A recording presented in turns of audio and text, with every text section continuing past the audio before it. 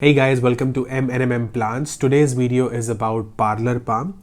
A lot of people have complaints regarding Parlour Palm that my leaves turn brown, my leaves turn yellow, they're turning crispy, it doesn't stay fresh and green all the time. Why is that happening to my plant? So that is the reason I wanted to talk about Parlour Palms today. I've already had made a video about Parlour Palms a few months ago, but let us discuss why these problems happen and how to avoid getting into those circumstances. So number one thing about Parlour Palm I would say is that I would not give it a very big pot. Okay, like have a look at this pot. It is a small pot. Obviously I've kept it outside in a fancy looking pot, but this is the main pot. It is a plastic pot, small pot. When I see the roots coming out from the bottom part of the pot, that is when I know that this plant is struggling with the space and the roots have started coming out. It needs a bigger space. But until and unless I look at these roots that they are coming out, I would not switch it to a bigger pot. And if I'm switching it to a bigger pot, I will only give it one size bigger pot, because if you give it a very big pot, what happens is there's a lot of soil, there's a lot of room for the water to stay there, and it's always wet and soggy soil, which will turn your plant yellow in color because of too much of water around the roots, too much of wet soil around the roots. That invites fungal infection, that invites yellowing of leaves, disease in the roots because of too much of water. So that is number one thing that I would avoid. Next thing I would take care is what sort of light will keep this plant happy. This is definitely an indoor plant. According to me, I will never give it direct sun, whether it is winter, summer, or whatever season, right?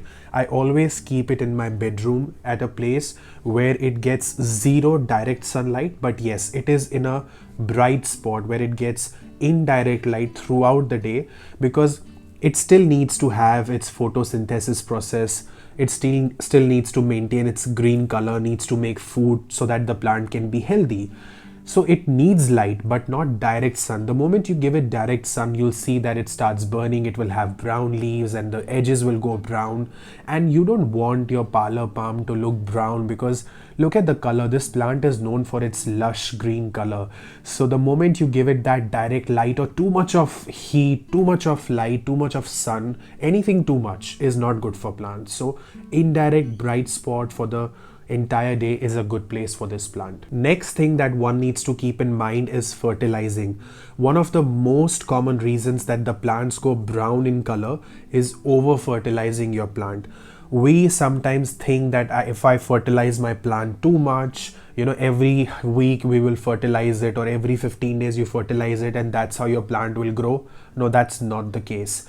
I fertilize my palm, like my Parlour Palm, only in spring and summers, and that too once a month, not more than that. In winters, there is no way I would fertilize my plant. So if I talk in regards to Australian weather, I will stop fertilizing this plant from April, because it gets cold here in April, from April. So April, May, June, July, August, September, 6 months, there is no way I will fertilize this plant.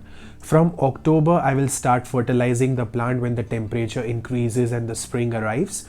And then that too only once a month, not more than that. And I can give it liquid fertilizer, like seaweed fertilizer. So you can use seaweed fertilizer, mix it in cold water, normal tap water I would say, and give it to your plant. And you can also keep your plant clean, so you can give it a good fertilizer, spray. One thing that I love doing with my Parlour Palms is keeping it outside in rain whenever possible. So over here in Australia, it rains in winters. So in winters, I don't like to water my plants a lot. I water this plant once in a month in winters. What I would do is, in winters, I would just keep it outside in rain. Let the plant be clean, let it get the nutrients from the rainwater. It is getting the water. Everything is getting done by rain. All the job is getting done. I literally have to do nothing in winters. So once in a month, I'll keep it out, let the rainwater do its job, bring it back in, and then just leave the plant. Don't touch your plant too much, don't change the position of the plant too much, and that ways they stay happy. In summers, there is no rain obviously over here, so what I would do is I would water it regularly, let's say once in 10 days, I would say, because it is still inside the house. So no matter how hot it gets outside, inside the house, I mean, how hot can it get? But yes, if you're using heaters in winter or you're using air conditioners in summers, you have to make sure that this fellow over here is not getting the direct air from heaters or direct air from air conditioners, or is not lying just next to your door and window where there is a lot of airflow. Because direct air, we have to understand one thing, these are all humid, humid loving plants, rainforest plants. So you have to give them that moist, humid climate. You cannot put this next to your window where there is a lot of airflow, cold sometimes, hot sometimes. They'll go crispy.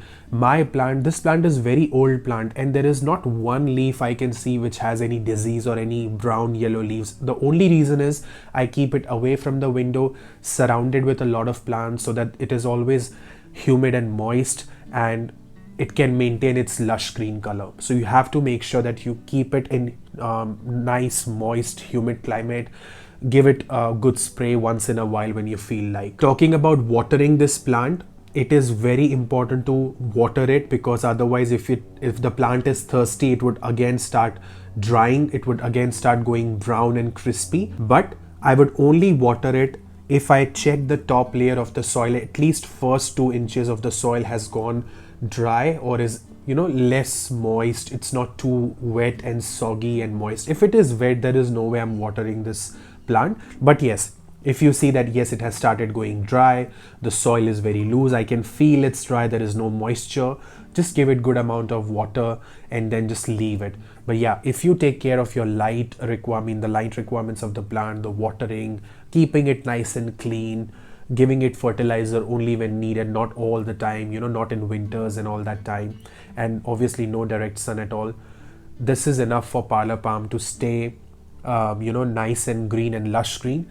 Just avoid it giving that direct air conditioner or fan or heater air or window air.